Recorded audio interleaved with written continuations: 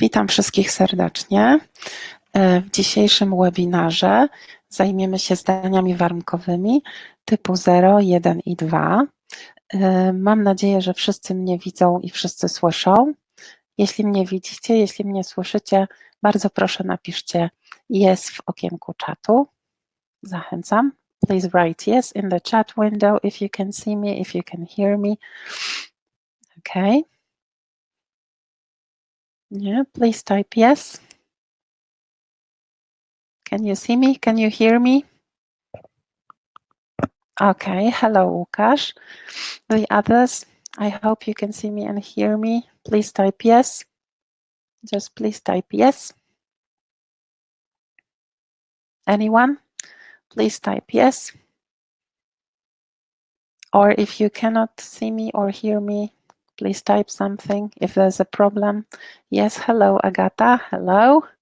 Okay, yeah, anyone else? Please type yes. Okay.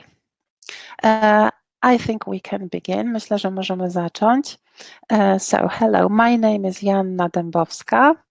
Hello, Barbara. Hello, Agata. Okay, my name is Joanna Dębowska.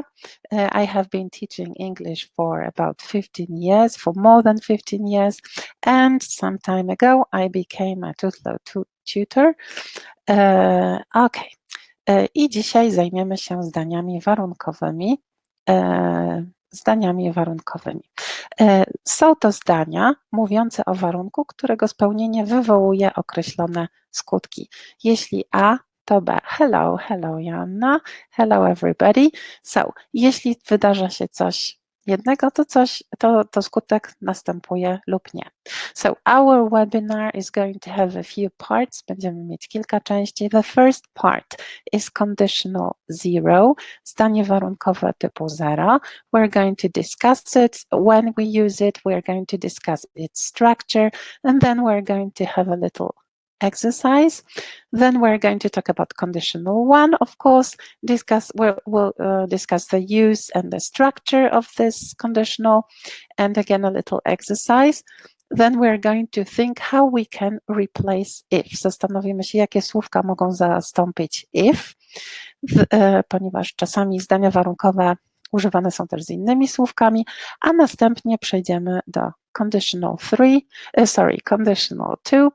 We'll discuss conditional 2, and then we're going to wonder when we put comma. Zastanowimy się, gdzie stawiamy przecinki w zdaniach warunkowych.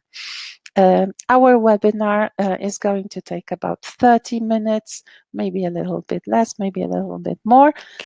If you have any problem, of course, do not hesitate. Jeśli macie problem, please write some about your problem in the chat window. If you have any questions, also you can type in the chat window. Okay. And after the webinar, I am going to run 2 short poll questions. Po webinarze zadam wam 2 pytania ankietowe na temat webinaru. Okay, let us begin. Conditional sentences. So today we're going to discuss type 0, type 1, and type 2. In English, we also have type 3, but type 3 is not going to be the focus of today's webinar. Dzisiaj zajmiemy się tylko typem 0, 1 i 2. Type 0. If you heat ice, it melts. Jeśli podgrzewasz lód, topi się. Type 1. If the weather is good, we will go to the park. Jeśli jest dobra pogoda, będzie dobra pogoda, pójdziemy do parku. And type 2. If I had a lot of money, I would travel around the world. Jeśli miałabym dużo pieniędzy, podróżowałabym po świecie albo podróżowałbym po świecie. And let's begin from conditional 0. If you heat ice, it melts. This conditional is used to talk about general truths, general rules, things that always happen. Czyli używany jest do mówienia o uniwersalnych prawdach, zasadach, o związkach przyczynowo-skutkowych, o tym, co dzieje się zawsze, jeśli coś innego się dzieje. Używamy często tego trybu kiedy wyjaśniamy zjawiska w dyskusjach naukowych i technicznych. So in general, when you have a general rule, something that always happens, you use conditional zero. Conditional zero is relatively easy as far as the structure is concerned, because we use if, and then after if we have present simple, and then present simple again. In Polish we have, po polsku mamy 2 razy czas teraźniejszy. Jeśli coś się dzieje, dzieje się coś innego. Right? So, if, present simple. In Polish, jeśli coś się dzieje, dzieje się coś innego. Let's have a look at some examples. If you want to visit a country outside the EU, you need a passport. If you feel very ill, you go to the doctor. If you don't have any money, you cannot buy anything. So, jeśli chcesz odwiedzić kraj poza Unią, potrzebujesz paszportu. Jeśli czujesz się chory, idziesz do lekarza. Jeśli nie masz pieniędzy, nie możesz niczego kupić. This is really easy as far as the structure is concerned. The only thing we have to remember. Musimy pamiętać tylko o jednej rzeczy. Jeżeli pojawia się trzecia osoba liczby pojedynczej, trzeba pamiętać, żeby czasownik był w odpowiedniej formie, trzeba dodać s albo doesn't, jeśli mamy przyczynę. So, a little activity for you. If the temperature below zero, water. So, proszę wpiszcie czasownik pierwszy i drugi w odpowiedniej formie, po prostu czasownik pierwszy, przecinek i czasownik drugi w odpowiedniej formie, bez przepisywania całego zdania. So, please don't be shy, try sentence 1. If the temperature below zero, water, tak, jeśli temperatura jest poniżej zera, woda zamarza. How would you say that in English? Please type it in the chat window. Try yourself.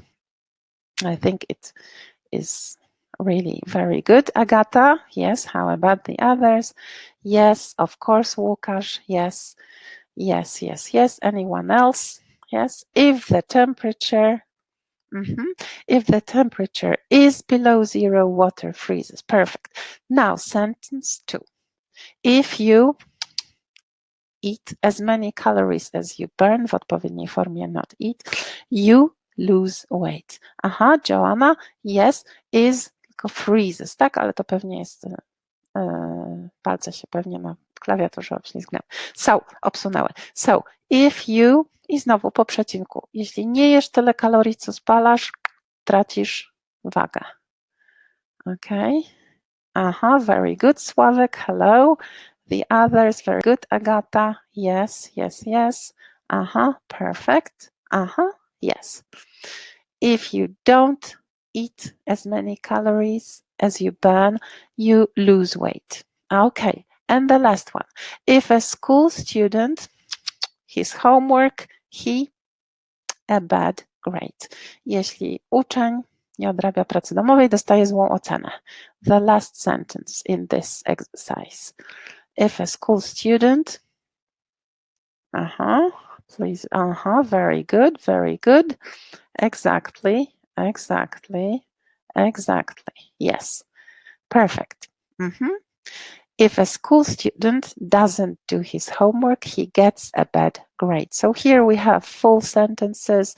If the temperature is below zero, water freezes. If you don't eat as many calories as you burn, you lose weight. If a school student doesn't do his homework, he gets a bad grade. And from my experience, mojego doświadczenia, students usually forget that you have to put doesn't or that you have to put an S.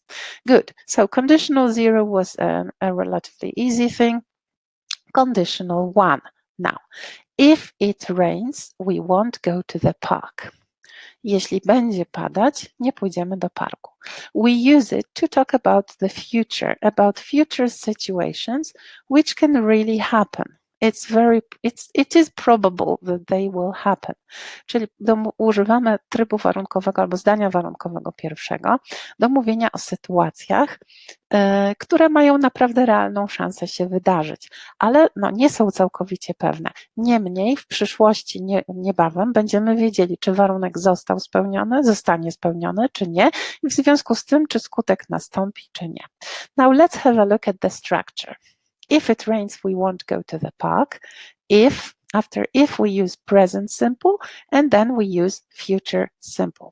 If I do something, something else will happen. Po polsku stawiamy 2 razy czas przyszły. Jeśli coś zrobię, coś innego się wydarzy.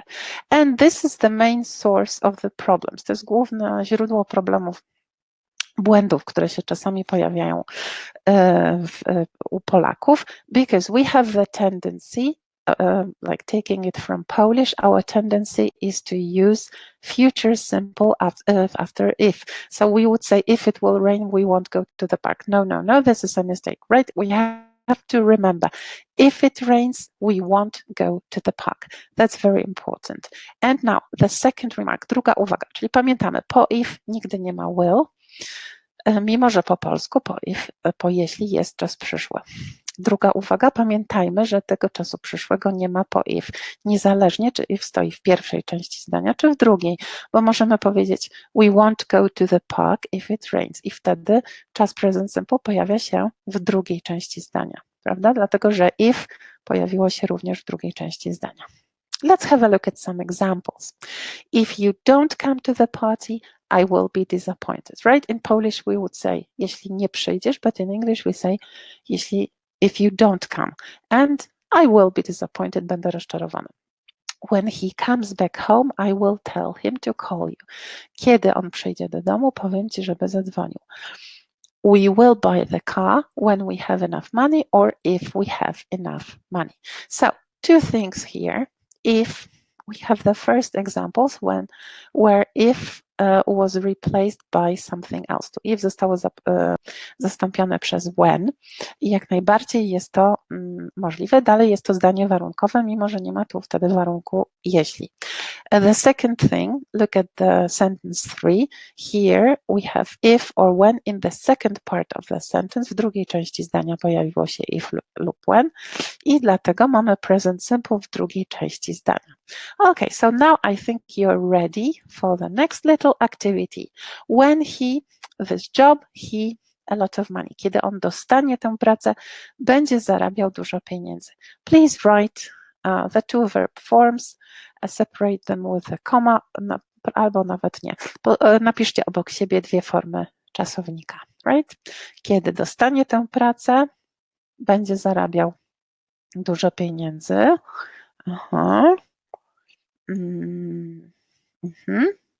Tak, dokładnie. Very good, perfect. When he gets this job, he will earn. Very good. Łukasz, Agata, very good. Now, next one. If they not help me, I in trouble. Jeśli oni mi nie pomogą, będę mieć problem. Please write the verb forms again. If they, I in trouble. Very good, Agata. Anyone else? Very good, very good. Yes, perfect. Very good. So if they don't help me, I will be in trouble. Very good. And the third sentence, they arrive. Very good, Sławek. They arrive at 6 p.m. if their plane not late. Więc oni przybędą o 6, przyjadą o 6, jeśli ich samolot nie będzie spóźniony. Please write the two verb forms. Very good. Yes, very good, Agata. Anyone else? Anyone else? So they will arrive if their plane, very good, Łukasz, if their plane isn't late. So here we have the reversed order of the sentence. If is in the second part. Very good, Sławek. Yes, they will arrive if the plane isn't late. Here we have the answers. When he gets this job, he will earn a lot of money. If they don't help me, I will be in trouble. They will arrive at 6 p.m. if their plane isn't late. And now, instead of if, we can put when, even if, provided that, as soon as, or unless. So Te słówka troszkę mają inne znaczenie, ale wciąż są to zdania warunkowe, right? When something happens, something else will happen. Kiedy coś się stanie, coś innego się wydarzy. Nawet jeśli coś się stanie, to coś innego się wydarzy lub nie. Provided that, zakładając, że, as soon as, jak tylko, unless, znaczy chyba, że jest ekwiwalentem, jeśli nie. Pamiętajmy o tym, że kiedy mamy takie zdanie złożone, gdzie pojawi się właśnie coś wskazującego na warunek, albo jest to jakieś słówko czasowe, to prawdopodobnie jest to zdanie warunkowe i musimy pamiętać właśnie o tym, że po tym słówku nie będzie czasu przyszłego. Let's have a look at examples. I will come, even if I am tired. We will go there, provided that the plane ticket isn't too expensive. I will call you as soon as he comes back home. I'll be at home unless I go shopping, right? I'll be at home unless I go shopping. Będę w domu, chyba że pójdę po zakupy. Zadzwonię, jak tylko on przyjdzie. Pójdziemy tam zakładając, czy też pojedziemy zakładając, że bilet nie będzie zbyt drogi. And przyjdę, nawet jeśli będę zmęczona. Pay attention that here in Polish, everywhere you have future, but in English you have present simple. And now it's time for conditional two. Czas na zdanie warunkowe typu drugiego. If I had a lot of money, I would travel around the world. So here we are talking about situations which are not real, which will probably never happen. But we are just wondering, what would it be like if they did? Tak, czyli służy do mówienia o sytuacjach, które są nieprawdopodobne, ale albo nawet może całkowicie niemożliwe, gdybym na przykład była zupełnie kim innym, gdybym umiała latać, gdybym była kotem, right? I will never be a cat and I will never fly, but I am wondering what it would be like. And now let us have a look at the structure. If I had a lot of money, I would travel around the world. So, if plus simple past, and in the second part, we have future in the past. If I did something, something else would happen. Future in the past to po prostu forma would i czasownik bez to, podstawowa forma czasownika. In Polish, po polsku stawiamy w tego typu zdaniach 2 razy tryb przypuszczający. So, 2 razy tryb przypuszczający po polsku, tak jakby would do, natomiast po angielsku po if nigdy nie ma would. Podobnie jak po if nigdy nie ma will. W conditionalu pierwszym, to w drugim nie ma would. Tutaj muszę zaznaczyć, że język nie jest nauką ścisłą i niestety od każdej reguły są pewne wyjątki, ale są to naprawdę wyjątkowe sytuacje, tak jak mówiłam, wyjątki. Zasadniczo pamiętajmy, no will after if, no would after if. And bardzo często w tego typu zdaniach was zastępowany jest przez were. Do niedawna w ogóle was było uznawane za błąd, ale od jakiegoś czasu jakby te dwie formy są równoprawne. An example of this is a song from the Fiddler on the Roof, piosenka ze skrzypka na dachu może być przykładem tego. If I were a rich man, that's what the main hero, the main character sings. If I were a rich man, right? So usually we say I was, but in this conditional we can say if I were, and it's even much more natural than saying if I was. Jest to bardziej naturalne niż jakbyśmy powiedzieli if I was. Okay, time for the third little exercise. So please write the correct forms, separating them with commas. So, if I, nie wstawiłam być. Jeśli byłabym bardzo very, very rich, nie musiałbym pracować. So, please write. Co by było, jeśli byłbym. So we should have the verb to be. Please put to be in the correct form. How do we say that in English? Very good, Agata. Perfect. Anyone else? How would you say that? So Agata, very good. Sławek, very good. Yes. So if I were very, very rich, I wouldn't have to work, right? Next one. If my cat speak, it ask for mice for dinner. Jeśli mój kot umiałby mówić, poprosiłby o myszy na obiad. Well, I don't know because I have a cat. My cat can't speak. I sometimes think that maybe my cat will... I cannot finish my sentence because I will help you. Very good, Agata. Yes. Yes, so I think my cat wouldn't ask for mice. Maybe it would ask for something else. Perfect. So if my cat, very good, Sławek, anyone else? Agata, Sławek, perfect. Anyone else? Maybe Łukasz, very good. Yes, very good. So if my cat could speak, it would ask for mice for dinner. And the last situation, przeniosłabym się na Marsa albo przeniósłbym się na Marsa, jeśli ludzie postanowiliby się tam osiedlić. How would you say that in English? Przeniosłabym się na Marsa, jeśli ludzie by zdecydowali, postanowili się tam osiedlić. The last, very good. Yes, yes, yes, Agata. Anyone else? Anyone else? Yes, yes, that's an interesting question. Actually, I'm not sure.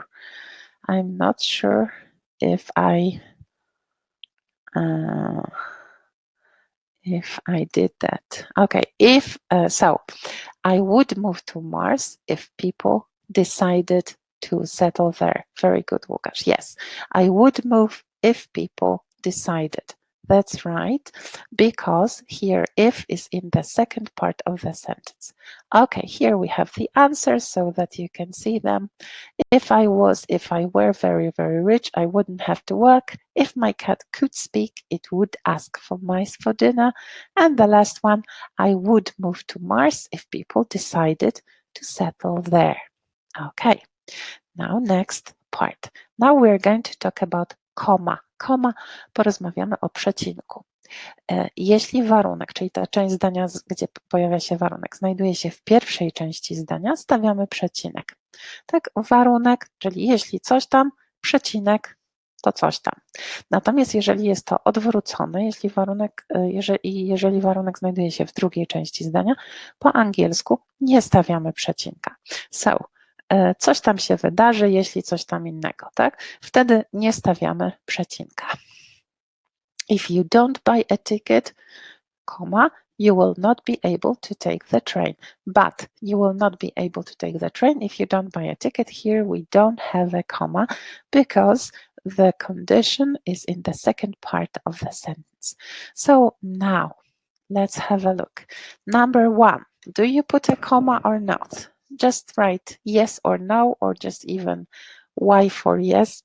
Samo y wystarczy, albo n. Yes or no? Do you put a comma in the first sentence? Should we put the comma in the first sentence? What do you think? Should we put a comma or not? When you come to Poland, I will show you Krakow. Please write. Very good. We have to put a comma. When you come to Poland, very good. Yes. I will show you Krakow because when is this part with the condition?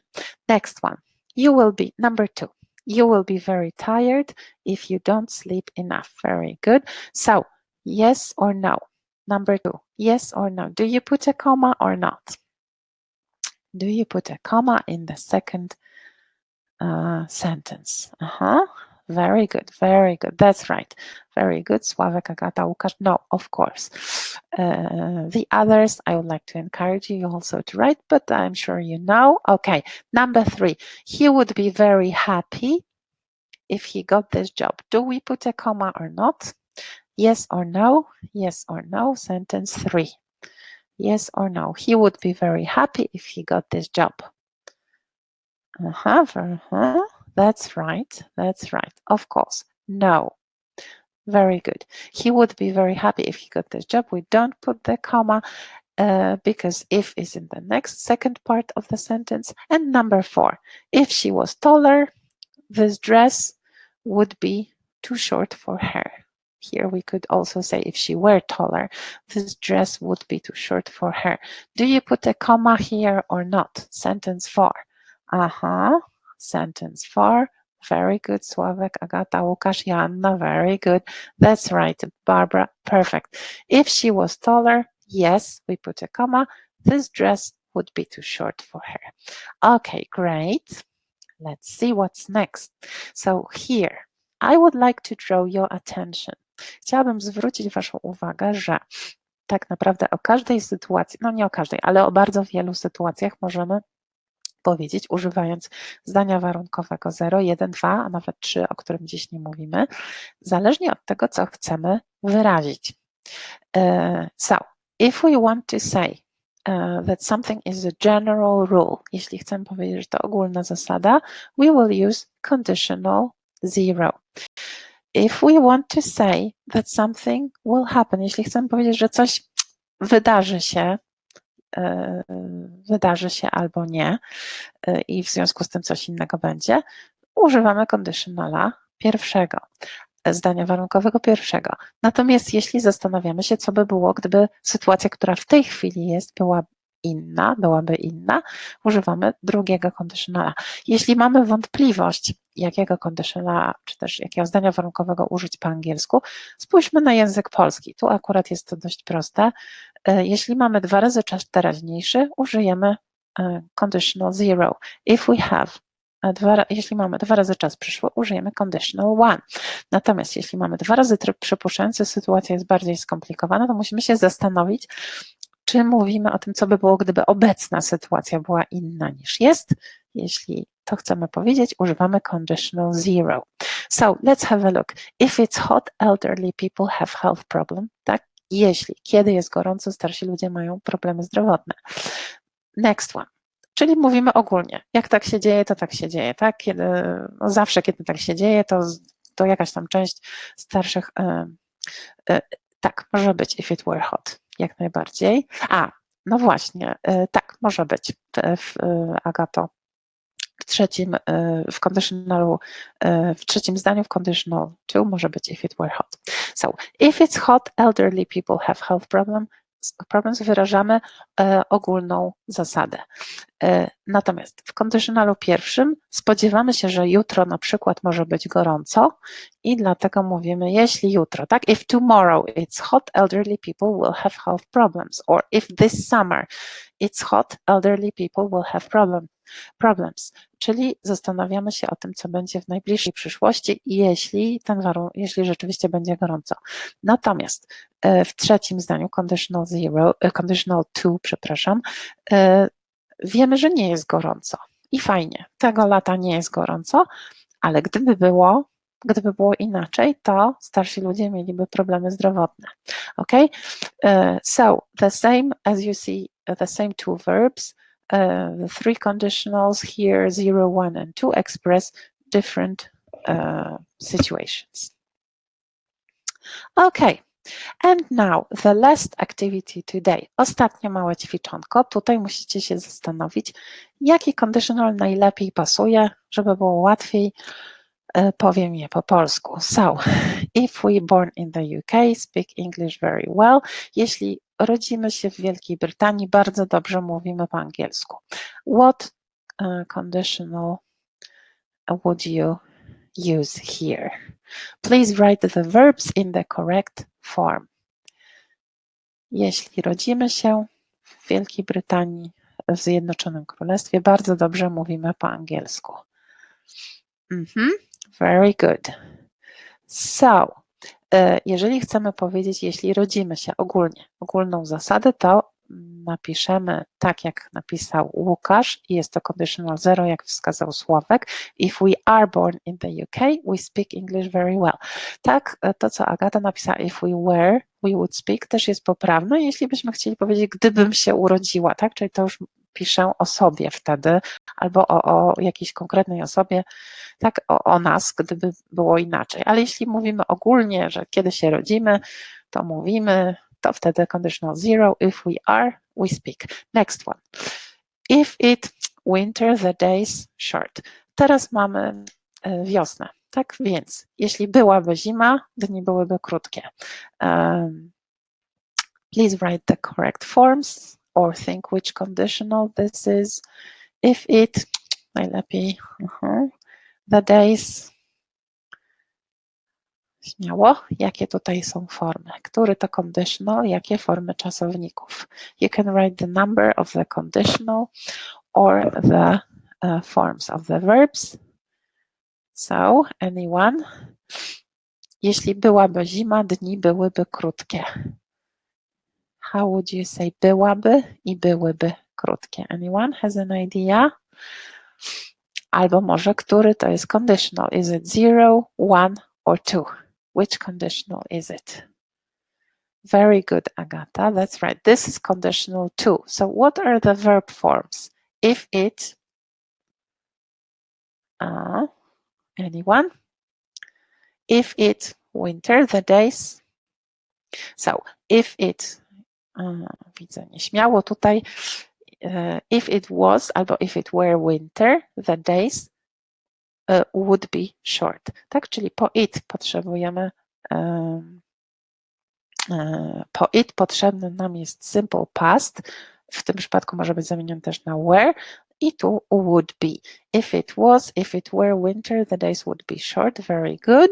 Yes. Łukasz zdecydował się, że tutaj jest conditional pierwszy. Jeżeli byśmy mówili, że jeśli będzie zima, też można by tak powiedzieć, zasadniczo wiemy, że będzie zima. Można by powiedzieć when it is winter, the days will be short, tak? But if we're saying, jeśli byłaby teraz zima, dni byłyby krótkie. If it was winter, the days would be short, and this is conditional too. And now, the last conditional. Który to conditional? Jeśli jutro będzie zimno, wezmę ciepłą kurtkę. No teraz jeszcze ta pogoda trochę się tak zmienia, no więc jeśli będzie zimno, wezmę kurtkę. Zastanawiam się, czy jutro będzie zimno, nie patrzyłam na prognozę. Very good. Yes, this is conditional one. If it is cold tomorrow, I will take the warm jacket. Ale tak jak zauważyliście, niektórzy jakby każde z tych zdań mogłoby być użyte w innym trybie warunkowym, jeśli chcielibyśmy troszeczkę coś innego wyrazić niż to, co powiedziałam po polsku. Okay, great. So, before we finish our webinar, if you have any questions, this is time to ask them now. Jeśli ktoś ma jakieś pytania, zachęcam. Zachęcam. Or was everything clear today?